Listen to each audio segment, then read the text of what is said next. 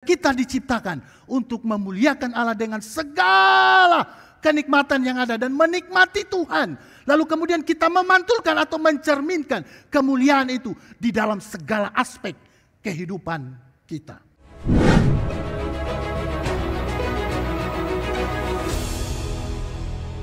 Shalom Bapak Ibu Jemaat Tuhan. Selamat siang. Apa kabar? Baik-baik. Kenapa selalu kalau ditanya apa kabar selalu baik ya? Karena memang baik. Oke, baik. Bapak Ibu Jemaat Tuhan, hari ini kita ada di penghujung. Ya, penghujung tema berseri kita tentang atribut Allah. Ya, dan tema hari ini adalah atribut Allah tentang glorious. Allah Maha Mulia atau kemuliaan Allah. Ya. Bapak Ibu, harapan gereja adalah bahwa dengan semakin kita mengenal Tuhan kita, Allah kita yang Maha Mulia itu, ya, dan segala atribut-atribut lainnya yang melekat pada dirinya yang sudah dikhotbahkan kepada kita, maka harapannya adalah kita semakin mengasihi Dia. Amin. Semakin menghormati Dia. Dan tidak berarti juga bahwa dengan kita belajar tentang sifat-sifat atau atribut-atribut Allah, kita itu sudah mengenal Allah dengan baik. Ya, atau kita mampu mengenalnya dengan belum tentu. Kenapa? Karena Tuhan itu maha besar di satu sisi, sulit untuk dimengerti. Hanya bisa dimengerti sejauh yang Alkitab nyatakan bagi kita. Amin. Mari kita masuk pada tema kita hari ini. Kemuliaan Allah atau Allah Maha Mulia. Nah, Bapak Ibu Saudara yang kasih oleh Tuhan, pertanyaannya adalah apa itu Allah yang Maha Mulia atau apa itu kemuliaan Tuhan?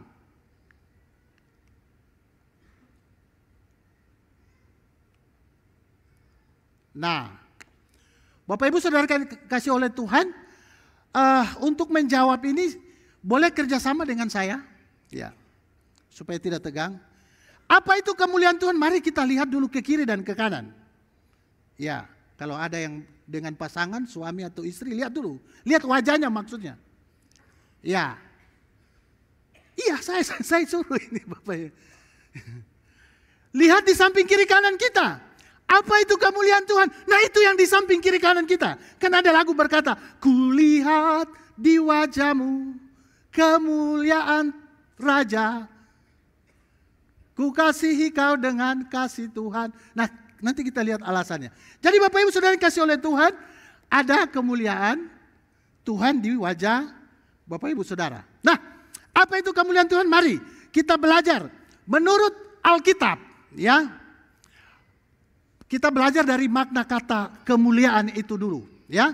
Di dalam Perjanjian Lama, bahasa yang digunakan untuk menggambarkan kata mulia itu atau kemuliaan, glory, itu berasal dari kata Ibrani kavod atau kabod, yang berarti itu berat, berharga, atau bernilai tinggi.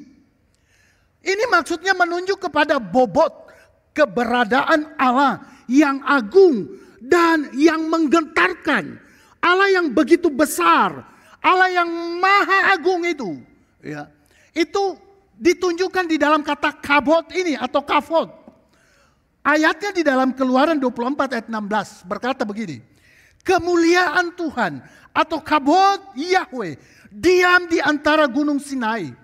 Dan waktu dan awan itu menutupinya 6 hari lamanya. Dan pada hari yang ke-7 ia memanggil Musa dari tengah-tengah awan itu. Bapak Ibu Saudara, di sini mau dikatakan bahwa Allah yang maha besar itu hadir, ya, hadir menjumpai bangsa Israel di atas gunung itu, gunung Sinai, melalui Musa, ya, yang dilambangkan dengan awan yang tebal, kemudian ada sinar yang menyala-nyala atau sinar yang terang yang bersinar. Nah, Bapak Ibu Saudara yang kasih oleh Tuhan, itu makna yang pertama dari kata kabod.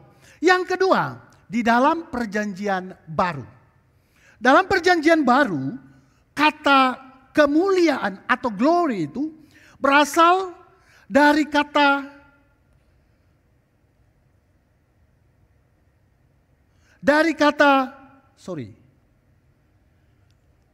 doksa.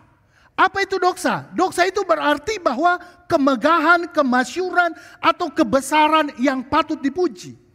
Nah, ayatnya di dalam Yudas 1 ayat 25 berkata begini. Allah yang Esa, Juru Selamat kita, oleh Yesus Kristus Tuhan kita.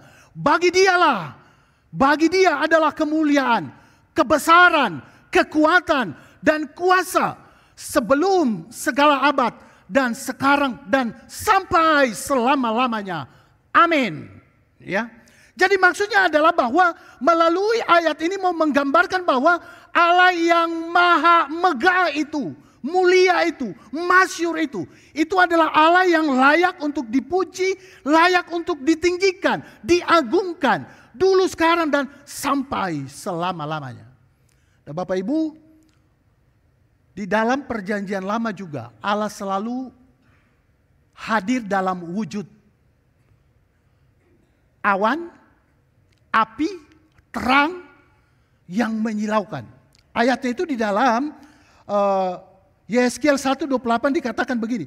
Penglihatan kemuliaan Tuhan seperti busur pelangi yang terlihat pada musim hujan di awan-awan. Demikianlah kelihatan sinar yang mengelilinginya. Begitulah kelihatan gambar kemuliaan Tuhan. Tatkala aku melihatnya, aku sembah sujud. Lalu ku dengar suara Dia yang berfirman. Bapak Ibu, di sini wujud kemuliaan Tuhan itu dinyatakan di dalam bentuk seperti busur pelangi yang mengeluarkan cahaya, sinar yang mengelilingi Yehezkiel pada waktu itu. Lalu kemudian ketika Yehezkiel melihat itu, maka dia tertunduk atau sujud dan menyembah. Yang berikut Bapak Ibu, wujud kemuliaan Tuhan juga di dalam Keluaran 24, 16, 17. Di sana juga dikatakan kemuliaan Tuhan diam di atas gunung Sinai dan awan itu menutupi gunung itu 6 hari lamanya. Pada hari yang ke-7 yang memanggil Musa dari tengah-tengah awan itu, tampaklah kemuliaan Tuhan seperti yang menghanguskan gunung di puncak gunung itu di mata orang Israel.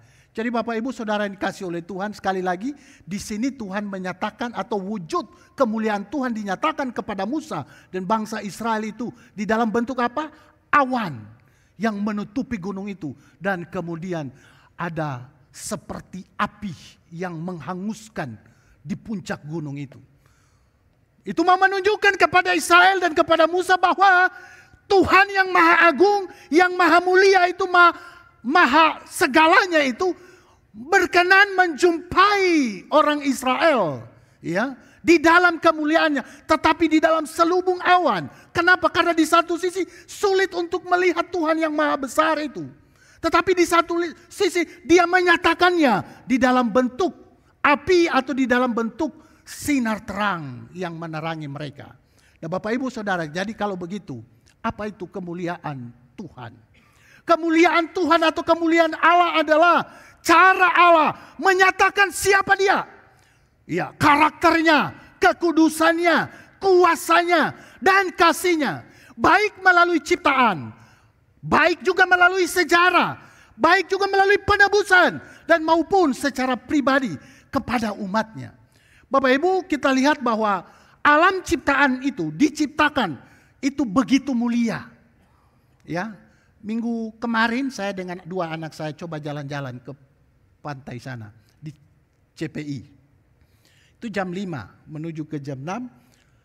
Lihat-lihat ke sana, ada banyak orang yang sedang menunggu sunset. Kemudian begitu sunset, matahari sudah mau terbenam itu rame-rame orang sedang foto, ada yang berdua, ada yang masih jomblo sendiri, ada yang rame-rame dan seterusnya. Ya, ada yang langsung ambil sunsetnya saja, ada yang langsung dia pakai caption dia juga untuk memantulkan sunset dari sana. Nah, itu kenapa difoto? Kenapa orang hadir di sana melihat? Ya, banyak orang yang pulang kerja hadir juga di sana. Kenapa? Dengan melihat sunset itu yang begitu indah dan menakjubkan, ada rasa sukacita, ada semacam refresh buat dirinya. Nah, Bapak Ibu, itu adalah bagian kecil daripada penyataan diri Allah melalui ciptaan. Makanya Allah menyatakan dirinya kemahamuliaan itu melalui ciptaan yang kita bisa lihat. Kemudian di dalam sejarah penebusan bangsa Israel dari Mesir menuju ke tanah Kanaan. Dalam perjalanan itu Tuhan menyatakan diri kepada bangsa Israel dalam kemuliaannya. Kemudian di dalam sejarah penebusan sampai puncaknya minggu lalu, penebusan Kristus di atas kayu salib juga menyatakan kemuliaan Tuhan yang maha agung itu.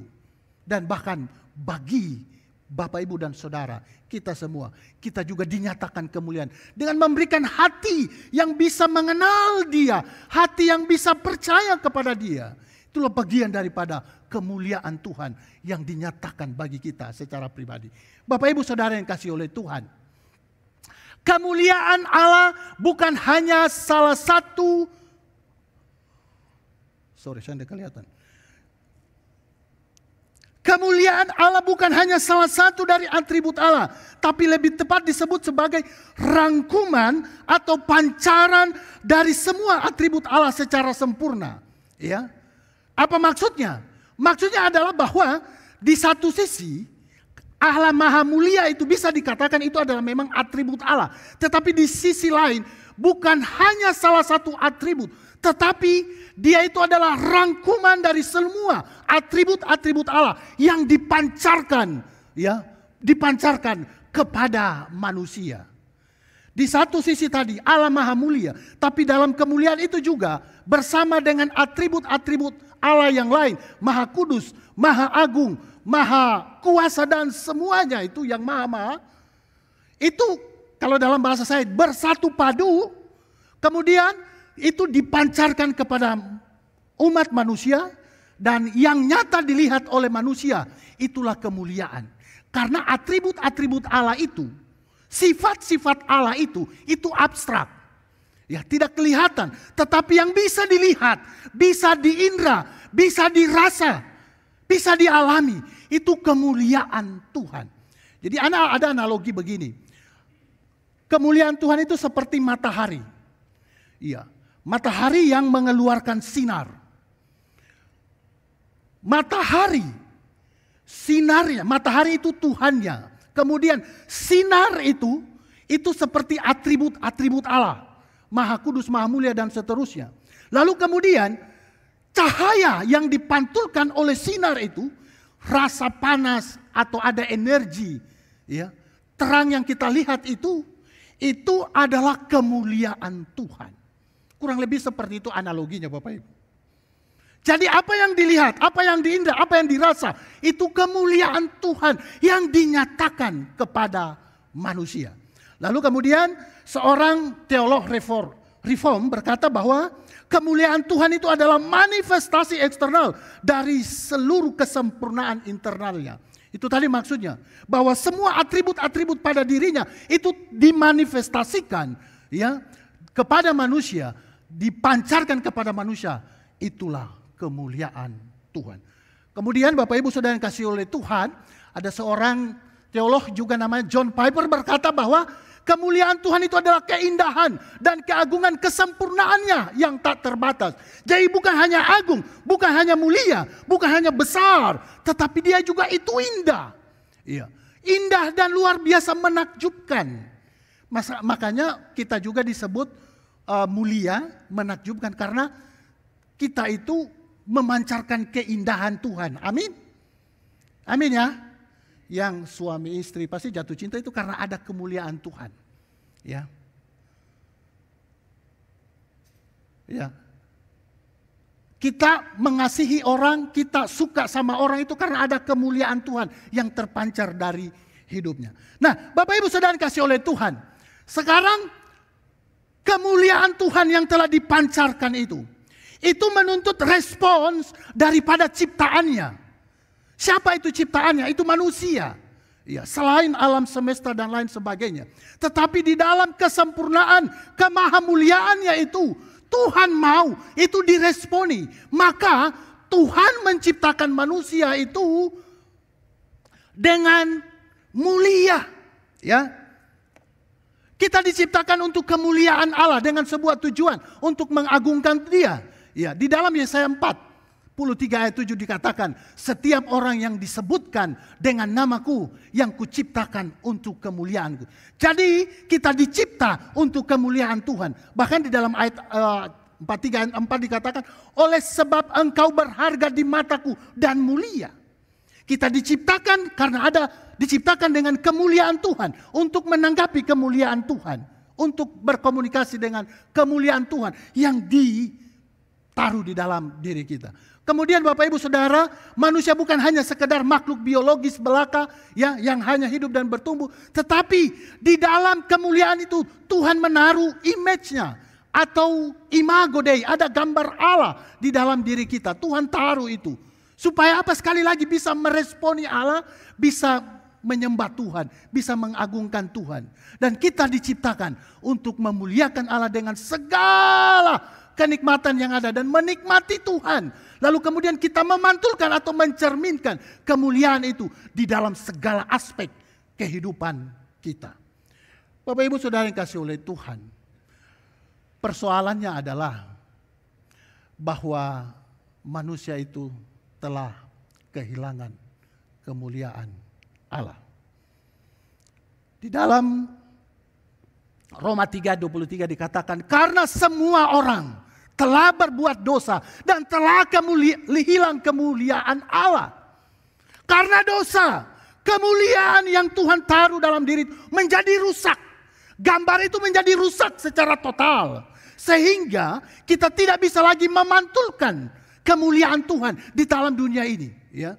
Dosa itu telah menggantikan kemuliaan Allah yang ada dalam diri kita dengan kemuliaan yang palsu. Apa itu kemuliaan palsu? Ya, kemuliaan palsu itu adalah diri kita, ego kita, bahkan juga setan ya yang mempengaruhi hidup kita. Lalu kemudian kita tidak lagi berfokus kepada Tuhan, tetapi lebih fokus dan mengejar yang namanya nama baik, uang, kenikmatan dan sebagainya. Ya, pusat hidup berganti. Karena apa? Karena ada dosa dalam diri kita, jadi kemuliaan itu menjadi rusak, maka fokus kita itu menjadi diri kita ataupun kita menjadi penyembah setan. Nah, Bapak Ibu Saudara yang kasih oleh Tuhan, tidak sampai di sana. Ya. Tidak sampai di sana.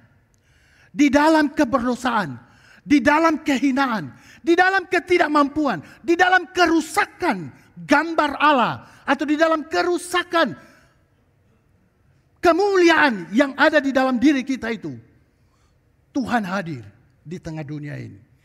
Tuhan hadir di dalam Yesus. Dan Yesus adalah penyataan kemuliaan Allah yang sempurna. Ayatnya di dalam Ibrani 1 ayat 3, kemudian di dalam Yohanes 1:14. Ibrani 1 ayat 3 dikatakan, Ia adalah cahaya kemuliaan Allah dan gambar wujud Allah. Jadi kemuliaan yang tadinya di dalam PL itu dinyatakan dalam bentuk awan, awan, api, terang, sinar dan seterusnya. Sekarang di dalam perjanjian baru, kemuliaan Tuhan itu hadir di dalam diri Yesus Kristus, di dalam diri manusia Yesus Kristus. Jadi dia gambar Allah yang dinyatakan di dalam bentuk manusia. Kemudian Yohanes 1:14 berkata, firman itu telah menjadi manusia dan diam di antara kita. Dan kita telah melihat kemuliaannya, yaitu kemuliaan yang diberikan kepadanya sebagai anak tunggal Bapa, penuh kasih karunia dan kebenaran.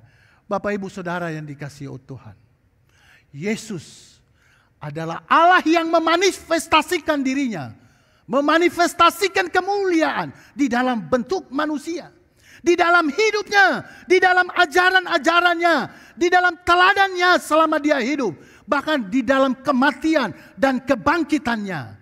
Kita melihat ada kemuliaan kasih, ada kemuliaan keadilan, ada pengampunan, ada kuasa di sana yang dinyatakan kepada kita. Di kayu salib, kemuliaan Allah itu tidak ditutupi. Ya, kalau kemarin di dalam kalau lihat di dalam kisah Musa itu, waktu Allah sudah bertemu dengan Musa bertemu dengan Allah, itu Musa waktu mau kembali ke tengah-tengah bangsa Israel, Musa itu menutupi dirinya, mukanya, karena apa? Ada kemuliaan Tuhan, tidak bisa dilihat. Lalu kemudian sekarang di dalam Yesus Kristus itu selubung itu hilang, lenyap, tidak ada lagi. Kenapa? Karena kemuliaan yang dikerjakan Yesus di atas kayu salib itu sempurna adanya. Melalui pengorbanannya, kematian dan kebangkitan, lalu kemudian dia menyatakan seluruhnya itu kepada kita. Nah, Bapak Ibu Saudara yang dikasihi oleh Tuhan, melalui Kristus, ini berita baiknya adalah melalui Kristus, bahwa kita tadi yang tidak bisa lagi memantulkan kemuliaan Allah, sekarang kembali dapat memantulkan kemuliaan Allah. Gambar yang sudah rusak kembali utuh dikerjakan oleh Tuhan Yesus itu sendiri. Sehingga di dalam 2 Korintus 3:18 berkata, dan kita semua mencerminkan kemuliaan Tuhan dengan muka yang tidak berselubung lagi. Dan karena kemuliaan itu datangnya dari Tuhan yang adalah roh, maka kita diubah menjadi serupa dengan gambarnya dalam kemuliaan yang semakin besar. Jadi itu tadi saya katakan bahwa tidak ada lagi selubung. Kita itu semua sudah sempurna di dalam Kristus Yesus. Karena pengorbanannya, kematiannya itu sempurna adanya. Dan itu diimpartasikan kepada kita. Menggantikan yang rusak tadi, diperbaiki kembali, dipulihkan kembali. Sehingga kembali kita bisa memantulkan kemuliaan Tuhan. Sehingga tujuan akhir daripada penebusan itu adalah bukan hanya sekedar kita diselamatkan dari dosa, dari hukuman kekal. Tetapi kita dipulihkan menjadi manusia-manusia yang siap memuliakan Allah dengan mencerminkan sifat-sifatnya, karakter-karakternya dalam hidup dari hari ke hari. Bahkan sampai kepada kekekalan, kita itu akan memuliakan Tuhan, mencerminkan kemuliaan Tuhan di dalam hidup kita. Nah, Bapak Ibu Saudara yang dikasihi oleh Tuhan, sekarang masuk kepada apa respons kita? Atau bagaimana kita mencerminkan kemuliaan Tuhan yang yang tadinya rusak sekarang dipulihkan, dirajut kembali di dalam Kristus dan menjadi sempurna kembali dalam Kristus dan siap untuk memantulkan kembali kemuliaan Allah. Sekarang pertanyaan bagi kita adalah bagaimana kita memantulkan kemuliaan Tuhan itu. Bapak Ibu, yang pertama, mari kita memuliakan Allah dengan menjadi penyembah atau menyembah dan pengagungan kepada Allah kita. Karena kalau kita lihat respons setiap nabi-nabi atau setiap orang yang dijumpai itu dalam kasus perjanjian lama, dalam Keluaran 3 ayat 4 itu, ketika Tuhan berkenan hadir dalam kemuliaannya menjumpai Musa, maka responnya di sana adalah segeralah Musa berlutut ke tanah lalu sujud menyembah. Kemudian Yehezkiel 1:28 dikatakan, begitu kelihatan gambar kemuliaan Tuhan, tatkala aku melihatnya, aku menyembah, aku sujud menyembah Dia. Dan kemudian dalam perjanjian baru dikatakan bahwa persembahkanlah tubuhmu sebagai persembahan yang hidup, yang kudus dan yang berkenan kepadamu. Itu adalah ibadahmu yang sejati. Jadi Bapak Ibu Saudara yang kasih oleh Tuhan, respons kita atas kemuliaan Tuhan yang sudah dinyatakan kepada kita itu adalah seharusnya kita menjadi seorang pemuji, penyembah. Di hari Minggu kita datang di tempat ini, itu menaikkan pujian, penyembahan, dan selalu kita mengatakan maha mulia atau kemuliaan bagi Tuhan. Itu adalah respon yang benar, yang baik. Ada pertanyaan yang menggelitik, dia katakan, apakah waktu kita memuji Tuhan, kita itu sedang memberikan kemuliaan, lalu Tuhan itu membutuhkan kemuliaan kita? Itu agak tricky juga pertanyaan ini. Karena banyak orang yang beranggap bahwa saya beri kemuliaan kepada Tuhan. Seolah-olah Tuhan itu butuh kemuliaan dari kita. Tetapi sebenarnya tidak. Dalam kesempurnaannya, Tuhan itu tidak butuh kemuliaan dari kita. Kenapa? Karena Dia sudah utuh, sempurna adanya. Di dalam atribut-atributnya itu dia sempurna adanya. Tetapi kenapa kita memuliakan Tuhan? Kenapa dikatakan mari datang muliakan Tuhan? Itu maksudnya adalah kita itu memantulkan kemuliaan Tuhan yang Tuhan sudah berikan kepada kita. Memantulkan itu supaya dunia melihat, supaya orang-orang menyaksikan bahwa ada Tuhan yang hidup dalam hidup kita, terpantulkan, dan sehingga orang yang melihat dan menyaksikan juga datang kepada Tuhan untuk memuji dan menyembah Tuhan. Bapak Ibu Saudara yang kasih oleh Tuhan, maka hari ini kita belajar, tatkala Tuhan sudah memperkenalkan dirinya, salah satu atributnya itu adalah maha mulia, maka responilah dengan hati yang mau menyembah Dia, menghormati Dia. Waktu kita ibadah, kita betul-betul datang dengan sukacita, dengan tanpa ada paksaan, sukarela, dan kemudian betul-betul hati dan pikiran kita tertuju kepada Dia, karena Dia berkenan hadir. Di mana 2-3 orang berkumpul sehati dalam nama Yesus, Dia hadir. Di dalam atribut kemahadiran itu, Dia hadir ada di mana-mana. Apalagi kita di dalam ibadah, Dia hadir secara relasional. Sudah dijelaskan itu sebelumnya. Nah, oleh karena itu, gunakan kesempatan itu, gunakan waktu yang ada itu, yang tidak seluruh waktu kita pakai ada di gereja ini. Hanya seminggu sekali. Tuhan mau, Tuhan rindu, kita betul-betul memantulkan kemuliaan Tuhan melalui ibadah kita. Amin Bapak Ibu. Yang kedua, bagaimana kita meresponi kemuliaan Allah? Atau bagaimana kita memantulkan kemuliaan Allah dalam hidup kita? Yang kedua adalah, mari kita belajar untuk hidup di dalam ketaatan dan kekudusannya. Matius 5:16 berkata bahwa demikianlah hendaknya terangmu itu bercahaya di depan orang, supaya mereka melihat perbuatanmu yang baik dan memuliakan Bapamu yang di surga. Jadi Tuhan mau kita itu hidup dalam ketaatan, hidup di dalam kekudusan, di dalam berelasi dimanapun kita berada, di toko kita, di rumah kita, dimanapun, di tengah-tengah masyarakat ini. Tuhan mau kita menjadi anak Tuhan yang taat, ya, yang setia, dan kemudian yang menjaga kekudusan hidup kita. Dengan demikianlah kita terang Tuhan yang sudah diberikan kepada kita itu terpantulkan kepada dunia ini, dan dunia boleh melihat cahaya itu.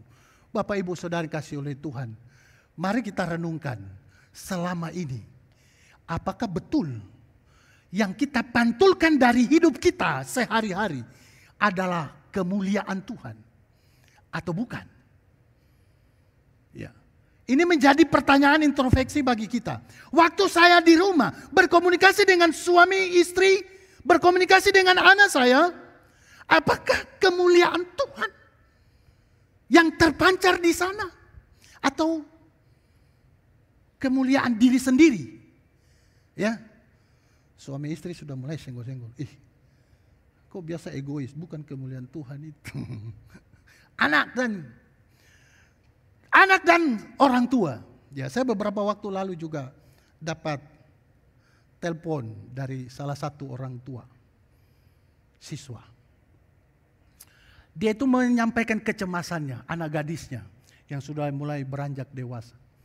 Pak Sud, minta tolong, dinasehati anak saya. Minta tolong supaya diberikan pengertian kepada anak saya, supaya dia menjaga hidupnya dengan baik. Saya sangat mengasihi dia. Dia anak satu-satunya perempuan, ya, di tengah keluarga saya. Saya kasihi dia dari kecil sampai sekarang. Saya jaga dengan luar biasa. Tapi sekarang saya dengar dia sudah mulai pacaran, Pak Sud. Dan dia pacaran dengan orang yang tidak direstui, tidak disetujui oleh papanya. Dia khawatir karena dilihat gejala-gejala anaknya. Aduh, bagaimana ini? Lalu dia berdoa. Dia menelpon ke sekolah. Pak Sud, ke Tuhan. Pak Sud, Pak Sud tolong nasihati dia, doakan dia. Saya sudah nasihati di rumah, tapi kami berkelahi, Pak Sud. Tidak nyambung. Ya, siap. Saya doakan. Nah, Bapak Ibu Saudara yang kasih oleh Tuhan, itu sudah lama sekali, tetapi akhir-akhir ini betul. Dia tidak jalan lagi dengan itu pacarnya. Bukan berarti saya mendoakan orang yang pacaran, kita supaya pisah, bukan maksudnya itu. Karena tidak direstui dan kemudian belum cukup umur lah untuk pacaran. Ya, maka orang tuanya berharap. Dia sudah komunikasi, tapi itu dia tidak nyambung komunikasi. Yang ada adalah berkelahi. Ya, papanya ngomong begini, anaknya juga ada jawabannya. Kadang saya belum ngomong, dia sudah jawab saya, Pak. Susah itu menasihati. Nah, itu di rumah ada kemuliaan Tuhan atau kemuliaan siapa di sana. Ya, tidak bermaksud mau menjustifikasi. Tapi Bapak Ibu Saudara yang kasih oleh Tuhan, pertanyaan untuk kita renungkan hari ini adalah bagaimana kita di rumah, bagaimana kita di tempat kerja kita, bagaimana kita menghadapi karyawan kita, bagaimana menghadapi di dalam relasi-relasi kita. Betulkah kita memuliakan Tuhan, memancarkan kemuliaan Tuhan? Hanya kita yang bisa jawab. Bapak Ibu, yang terakhir, bagaimana kita memuliakan Tuhan? Saya mau mengajak, mari kita menjadi reflektor atau orang yang betul-betul memantulkan kemuliaan Tuhan itu dalam kehidupan dari hari ke hari. Ya. Dalam 1 Korintus 10:31 dikatakan bahwa jika engkau makan atau jika engkau minum atau jika engkau melakukan sesuatu yang lain, lakukanlah semuanya untuk kemuliaan. Artinya bahwa dalam seluruh aspek hidup kita, semua inci, dalam seluruh inci hidup kita itu, haruslah tujuannya adalah memuliakan Tuhan. Jadi apa yang kita kerjakan, baik dengan perkataan maupun dengan perbuatan ya, itu dilakukan untuk apa? Untuk kemuliaan Tuhan. Jadi memang pusat, ya, orientasi hidup kita itu adalah hanya satu, kemuliaan Tuhan. Karena untuk itulah kita diciptakan, untuk memantulkan kemuliaan Tuhan itu. Amin Bapak Ibu.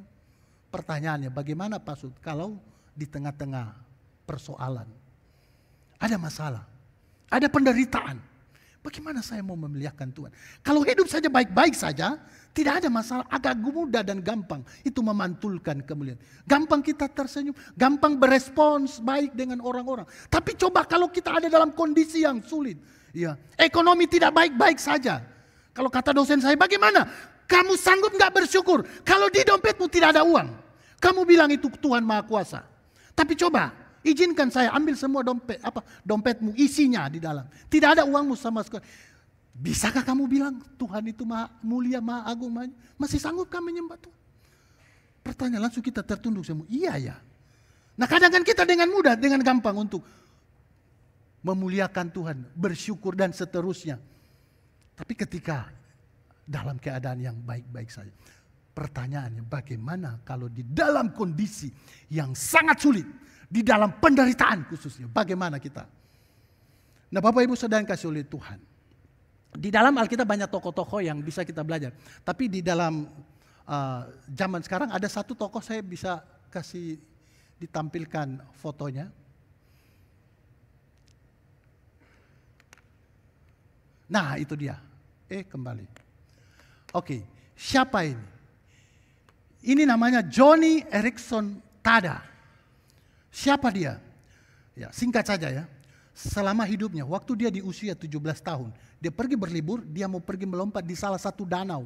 Waktu dia mau lompat turun terjun masuk ke danau, dia pikir danau itu dalam, ternyata dangkal. Waktu dia lompat, itu langsung tulang ekornya itu masalah. Dan kemudian singkatnya menyebabkan Joni Eareckson Tada ini mengalami lumpuh. Dia lumpuh secara total dan dia harus hidup di bawah kursi roda. Tidak sampai di sana. Jadi waktu di dalam kelumpuhannya itu dia bergumul dengan Tuhan. Tuhan, kenapa kau izinkan ini? Dia sedang berkomunikasi dengan Tuhan. Kenapa bisa saya mengalami penderitaan? Semenderita seperti ini. Saya tidak bisa lagi kemana-mana. Saya harus lumpuh, masih 17 tahun usianya. Masih sangat muda, cantik lagi dan luar biasa. Dia marah sama Tuhan. Lalu kemudian dalam perjalanannya lagi, dia juga menderita secara psikis tentu. Karena pergumulan fisik biasanya juga berefek pada psikis. Ya. Dia merasa bersalah dan banyak kegalauan dalam hidupnya. Dan sekali lagi pertanyaannya, betulkah Tuhan itu ada? Betulkah Tuhan itu baik? Kenapa saya mengalami ini? Masih dalam pertanyaan-pertanyaan. Nah kemudian ternyata dia juga diberikan satu penyakit. Dia ada semacam radang paru-paru. Jadi banyak penyakit fisik-fisik yang lain yang dideritanya. Dan itu membuat, oh Tuhan, begitu berat pergumulan yang saya hadapi. Tapi ada sesuatu waktu di suatu titik dia merenungkan tentang kemuliaan Tuhan, tentang kebaikan Tuhan, merenungkan tentang salib Kristus.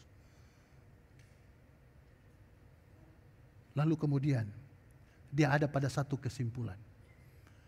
bahwa semua yang saya alami ini atas seizin Tuhan.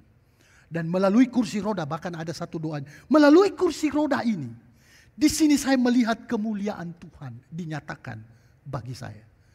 Bapak Ibu Saudara, dan akhirnya itu mengubah sikapnya kepada Tuhan. Dan bahkan dia menjadi berkat bagi banyak orang, menjadi penulis, bahkan menjadi motivator juga. Ada kurang lebih 40 buku ditulisnya. Joni Eareckson Tada, di dalam penderitaannya, kemudian dia datang kepada Tuhan, membawa segenap hidupnya kepada Tuhan. Dan membiarkan kemuliaan Tuhan itu terpantulkan di dalam kehidupan keseharian. Dengan meresponi dengan benar penderitaan yang dialami. Lalu kemudian melakukan sesuatu bagi orang di sekitarnya. Dia menulis buku dan memberkati banyak orang. Bapak Ibu Saudara yang kasih oleh Tuhan. Pertanyaan untuk kita renungkan hari ini adalah, apa pergumulan kita? Apa penderitaan yang kita alami saat ini? Atau apa masalah yang begitu sulit kita hadapi saat ini? Yang mungkin pernah kita berpikir, kenapa ya Tuhan izinkan ini? Atau bahkan mungkin sudah marah sama Tuhan. Ya. Saya pernah ketemu satu siswa, dia marah sekali sama Tuhan. Saya ajak dia, ayo ke gereja. Dia tidak mau. Ayo kita melayani Tuhan. Dia tanya, Tuhan mau kasih apa saya kalau saya ke gereja? Ya maaf.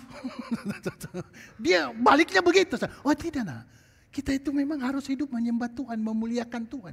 Bukan karena apa yang dia berikan. Tapi kita ini dicipta oleh Tuhan. Dia pencipta. Maka ciptaan harus datang kepada pencipta. Memuliakan dia, menyembah dia. Bukan apa yang kamu dapat dari ibadah. Nah ini juga menjadi persoalan bagi kita. Selalu orang bertanya, kalau saya pergi ibadah itu, apa yang saya dapatkan?